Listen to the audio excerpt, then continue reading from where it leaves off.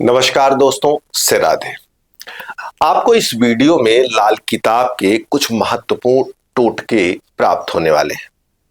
इन टोटकों का तार्किक आधार क्या है, परंपरा में इसका प्रयोग कब होता रहा है और लाल किताब इनको किस तरह से ग्रहों को जोड़कर दिखाता है।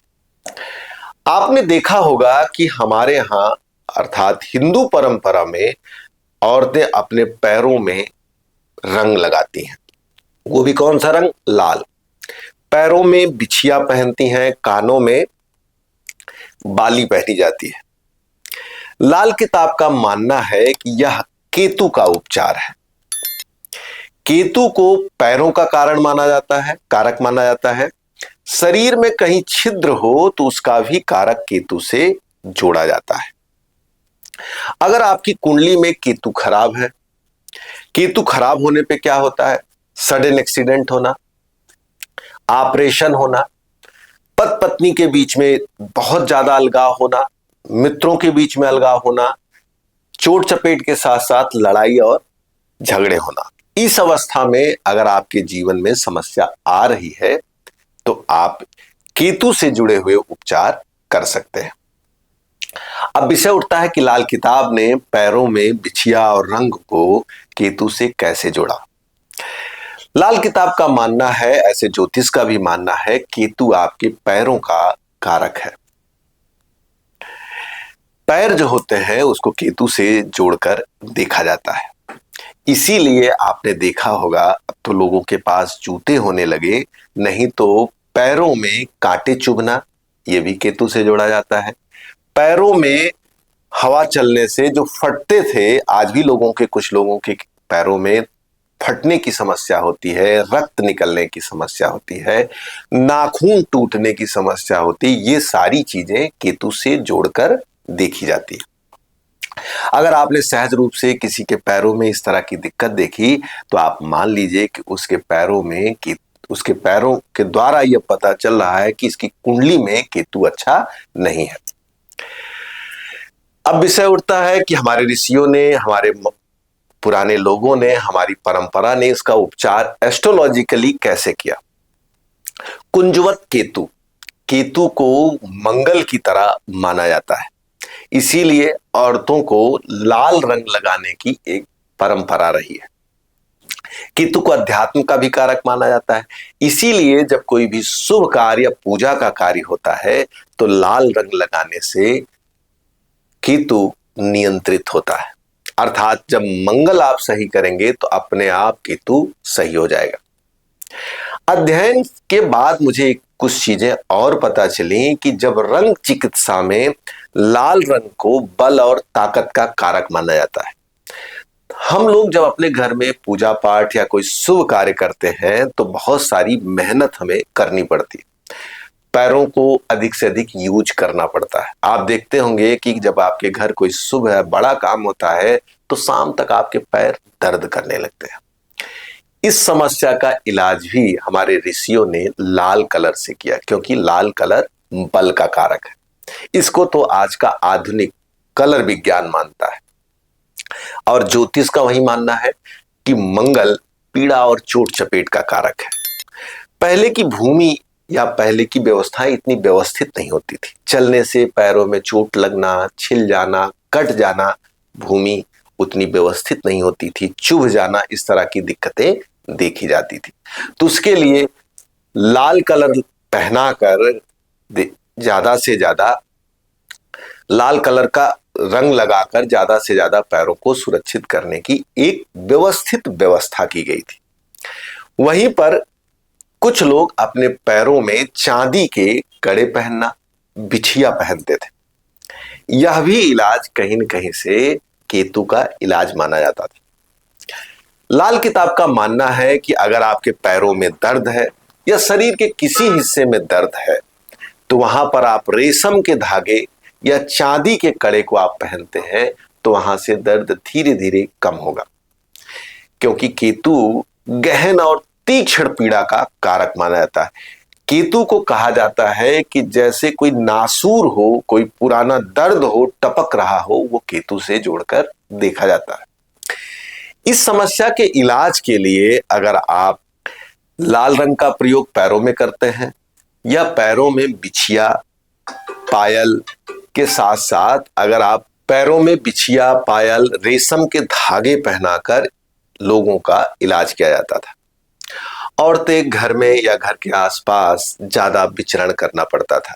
दूर यात्रा करने के लिए पुरुष ज्यादातर जूते का प्रयोग करते थे, लेकिन औरतें सहज रूप से महसूस करती थीं घर के आसपास हम हैं तो जूतों या चप्पलों का प्रयोग कम करती थीं, जिस कारण से खास तौर से उनको बिछिया पायल और लाल रंग का प्रयोग अधिक से अधिक कराया जाता था। और अगर हम बात करें तो आपको भी पता है रक्त का कारक भी मंगल को माना जाता है, और रक्त के विकार या रक्त की प्रॉब्लम और औरतों को ज्यादा देखा जाता है, क्योंकि उनकी प्राकृतिक जो संरचना है, उनका जो मासिक धर्म है, उसमें रक्त के प्रभाव का विशेष इफेक्ट देखा जाता है। पैरों में बिछिया, पैरों में जो कलर लगाया जाता है, यह कलर और बिछिया भी औरतों के मासिक धर्म में जो पीड़ा होती है उसको भी नियंत्रित करता है। वर्तमान युग में आप देखते होंगे कि खूब ज्यादा आप देखते होंगे यूट्रस बल्की होना, यूट्रस में गांठ आना, यूट्रस में इन्फेक्शन होना। आप देखते होंगे कि बोलते हैं कि लोगों का जो शरीर का केमिकल वाला हिस्सा है वो डिसबैलेंस हुआ है, जिस कारण से हार्मोनल प्रॉब्लम हो गई है और तरह तरह की पीरियड संबंधी जल्दी पीरियड आना, ज्यादा पीरियड आना या पीरियड ना आना, इस तरह की दिक्कतें देखी जाती है। तो कहीं न कहीं से वृश्चिक राशि से आपके प्राइवेट पार्ट्स देखे जाते हैं। वृश्चिक राशि ही जो है जिसका स्वामित्व मंगल के पास है, और मंगल ही रक्त का कारक माना जाता है। जब औरतें पैरों में लाल रंग लगाती थीं तो इस लाल रंग से केतु का नियंत्रण होना, साथ साथ में मंगल भी बैलेंस होता था, जिस कारण से शरीर में महिलाओं को खास तौर से यूट्रस से संबंधित बीमारियां, पैरों से संबंधित बीमारियां, मंगल चिड़चिड़ा बनाता है।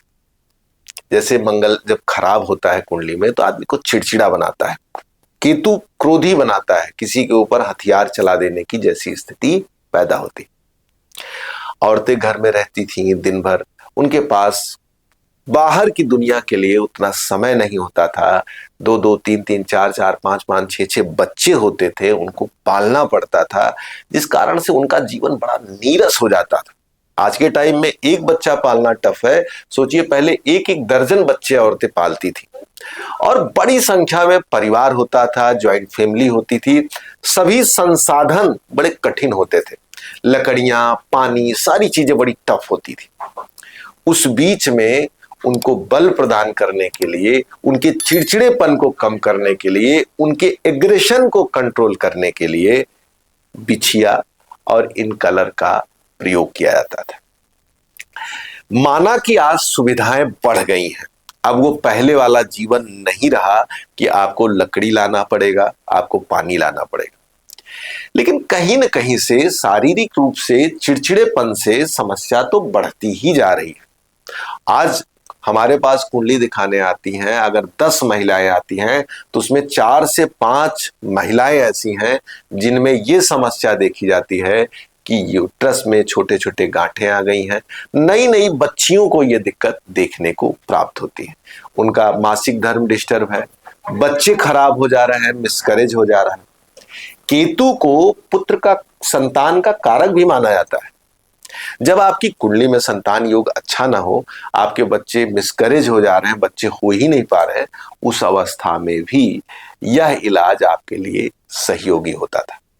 हमारी जो ये पुरानी परंपरा है, रंग लगाना, बिछिया पायल पहनना, ये कहीं न कहीं से ज्योतिषीय उपचार के साथ साथ वैज्ञानिक उपचार से भी जोड़कर देखा जा सकता है।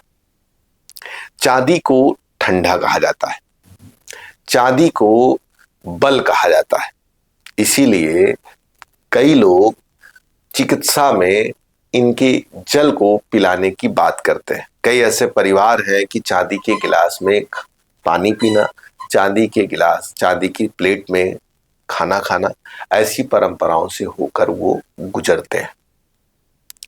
तो चांदी आपके शरीर को अच्छा करती है, ठंडा करती है, तो मंगल की जो निगेटिविटी है, केतु की जो निगेटिविटी है, उसको वो नियंत्रित करती है। मित्रों, अगर आपको वीडियो पसंद आई हो तो लाइक करें, सब्सक्राइब करें। ज्योतिष सीखना हो, क्लास लेना हो, ऐसे बहुत सारे सूत्रों के साथ हम अपनी क्लास में उपचार और सहज रूप से ज्योतिष सिखाने की एक कोशिश करते हैं। अगर आपके अंदर इच्छा है तो दिए नंबर पर कॉल करके आप हमसे सीधे बात कर सकते हैं और सहज और सरल रूप से आप अपनी क्लास कंटिन्यू कर सकते हैं। नमस्कार, राधे।